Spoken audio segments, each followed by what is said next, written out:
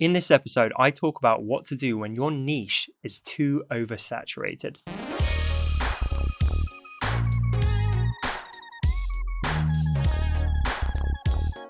Welcome to episode 107 of The Honest Entrepreneur Show, where I help creatives like you to master your marketing. My name's Tom Ross, and let's get into the show. Guys, I am kind of thinking about changing the name of the show, but I'm probably not going to. I'm just kind of daydreaming about it because when I started this show, it was aimed at all kinds of entrepreneurs. I've obviously niched down in recent months to serve creatives, and I've seen a lot of traction on the back of that. But I feel like Honest Entrepreneur, I don't know if it works or not. Let me know in the comments. Do you think it should be something more specific around creatives, or do you think Honest Entrepreneur is kind of cool and it stands out? I'm on the fence. I would love your feedback in the comments. This question is from Doris.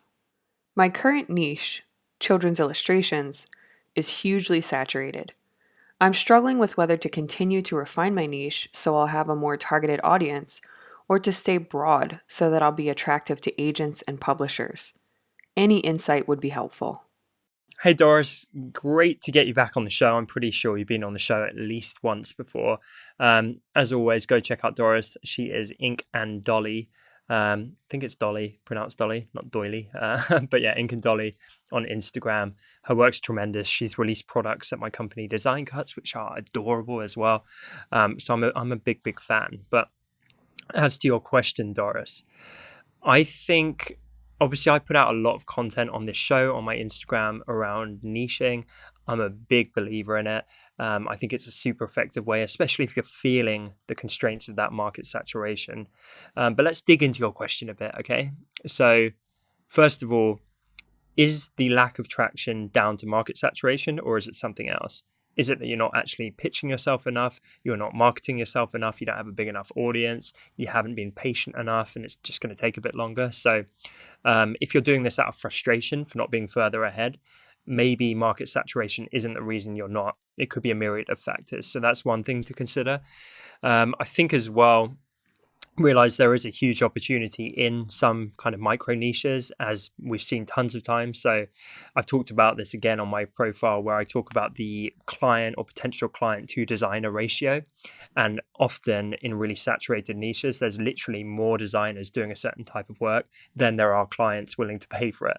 And that's a problem because the designers are essentially going to have to fight and squabble over the available clients. And there's definitely not an abundance of them.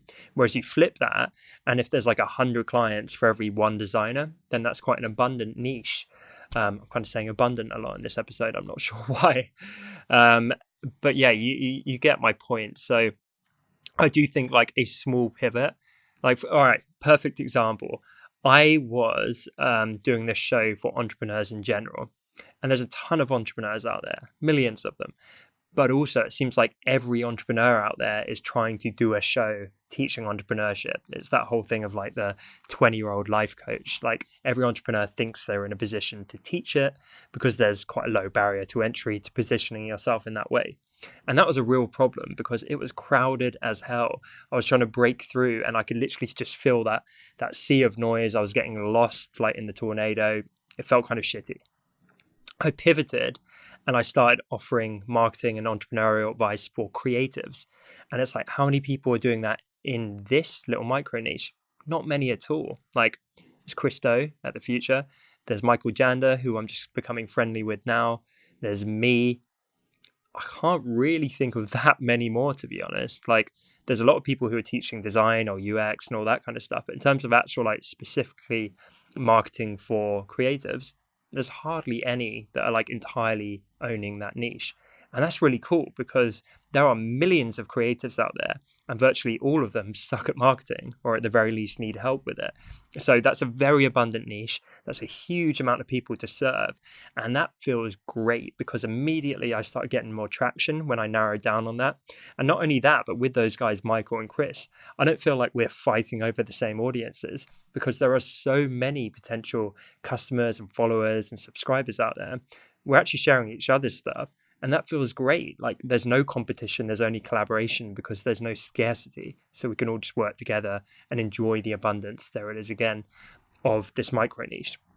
And I think the same thing could absolutely play out with your illustrations. And hopefully that example goes to show it's like I'm actually teaching more or less the same content. It was just like a little tiny sidestep, a little pivot, which opened up huge opportunities. So try and explore what little sidesteps there are in your niche. You could make a small adjustment and suddenly you have just as many clients and just as much potential and breadth, which is something you mentioned in your question, but infinitely less competition just because you've gone into a slightly, different micro niche that is a completely different dynamic than what you're in now. So I think that would be certainly worth exploring, Doris. I would do the whole mind map thing. I would work out every position that you could explore. I would do the exercises that I've been posting about lately to try and understand the market demand within some of these niches, the level of competition, who the main players are, how easy it would be to break in, and then I would go for it. But I don't think it's going to hold you back in the slightest, to be honest. If you're really truly suffering from that noise, that overpopulation, then do something about it. Question of the day: how busy does your particular niche feel, and what are you going to do about it? Let me know in the comments below.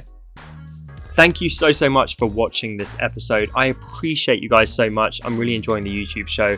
If you are too, then be sure to hit the subscribe icon and tick the little bell to get notifications when I post new content on this platform.